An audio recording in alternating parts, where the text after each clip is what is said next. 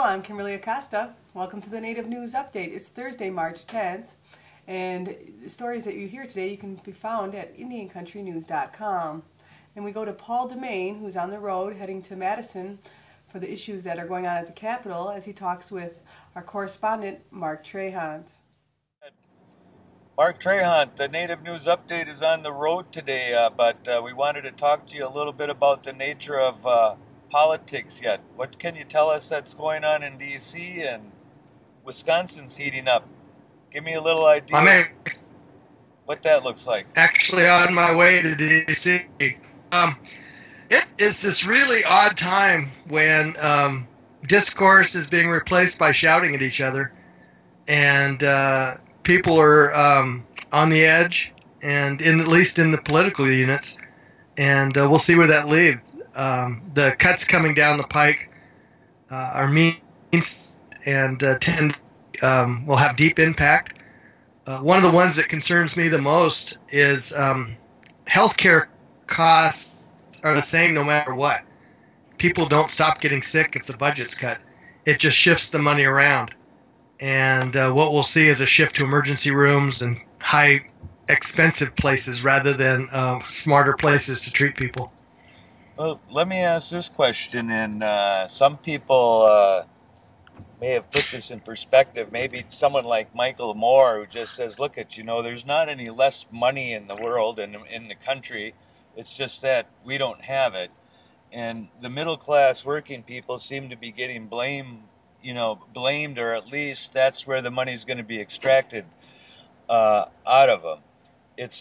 There seems to be a Republican agenda to begin taking apart the unions in the country at the public level.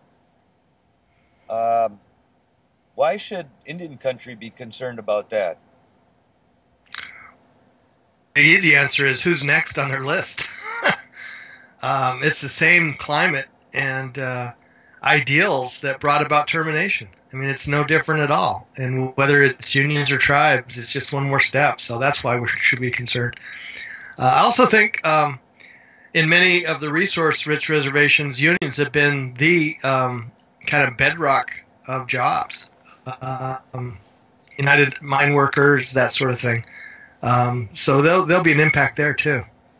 Oh, that's interesting. If you look at the history of steel workers, they may not be as organized in New York, but the Iroquois, I think, had 3 or 4 unions in New York and Buffalo for steel work. Right.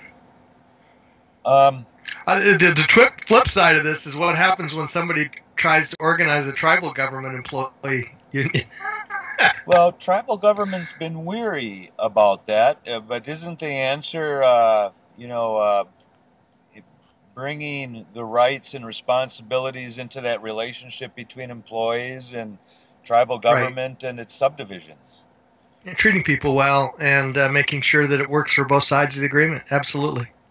You're aware of what happened last night? I used to be a president of an organization, have run meetings, Robert's Rules, order, debate, quorums, and all that. What's happening in Wisconsin? I'm here and I don't know. Could you tell me what's happening? Well, I think from what I read, they did it by the book. It's just they pulled a fast one. It's the flip side of the Democrats' fast one. By denying the quorum in the first place, they found a road that got them through that by taking the fiscal issues off the table. It was the fiscal issue that required the quorum. That said, I don't think it does anything to solve the problem. What it does is it infuriates everybody, and you'll see that played out on the streets, at the ballot box. It's not going to put them on the road to I think it may be a short-term victory. Is that what the Tea Party and the Koch brothers are about? Is it saying do it at whatever expense it may be and see if we can get away with it? That's kind of it, yeah. There's legislators last night that didn't have a copy of the bill in hand, and yet it was voted on while they were trying to debate it and raise issues. This whole process took something like 13.7 minutes. Wow. Striking. keep an eye on what's going on. We're going to Madison today and going to live stream it. There are Native people on their way there now. And Saturday, 2 days away from today, sounds like there may even be people from Idaho there. Forward to finding out. All right. Thanks, Mark, for joining with us. We'll see you. Bye. And that's latest news from Indian Country on this edition of the Native News Update. I'd like to thank you for joining me and have a grand day.